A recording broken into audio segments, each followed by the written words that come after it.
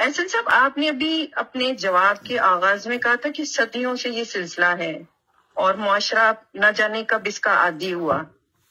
کہیں تو شروعات ہوئی ہوگی نا، کیونکہ اس سوال کی ضرورت اس لیے بھی پڑ رہی ہے کہ مغربی معاشروں میں ہم ایمانداری ہی دیکھتے ہیں، اور ہمارے یہاں پہ ساؤتھ ایشیا کے اندر خاص طور پہ میں بات کروں پاکستان اور انڈیا کے حوالے سے، یہاں بے ایمانی ہی دیکھتے ہیں. تو کیا یہاں کی کیا مٹی میں کچھ ہے؟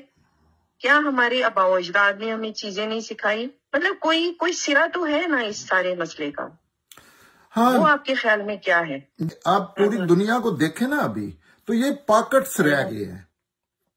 پوری دنیا ایجوکیٹ ہو گئی ہے کافی حد تک. اب ان معاشروں میں رہ کے دیکھیں، باہر تو پروپیگنڈے ہوتے ہیں نا. پوری دنیا میں ایمانداری کا زور ہو رہا ہے. آپ سٹوروں میں جائیں، آپ معاملات کریں.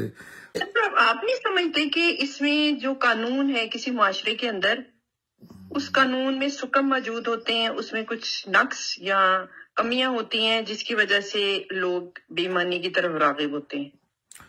حق تلفی کی بنیاد پہ قانون بنائے جاتے ہیں. انسان جو قانون بناتا ہے، کوئی میں چیز کر رہا ہوں، جب تک آپ کی حق تلفی نہیں نہ ہوتی دوسرے انسان کی، تو اس پہ قانون نہیں بنتا. نہیں، بے ایمانی کے نتیجے میں کرائم بھی تو ہوتا ہے نا. کرائم جو ہی کرائم ہوتا ہے اس پہ تو قانون بنتے ہیں، لیکن فلاں بندہ بے ایمان ہے جی، وہ کسی کے پیسے مارے گا، کسی کو کم تول کے دے گا، اگر اس پہ قانون بنے. لیکن ایک معاشرہ ہی ایسا ہے کہ وہاں سروائیو بھی بے ایمانی پہ کر رہے ہیں. اللہ کی اچھی چیزیں جو ہو سکتی ہیں، اچھی چیزیں آسانی سے ہو سکتی ہیں، وہ بھی غلط طریقے سے کی جاتی ہے، بے ایمانی سے کی جاتی ہے.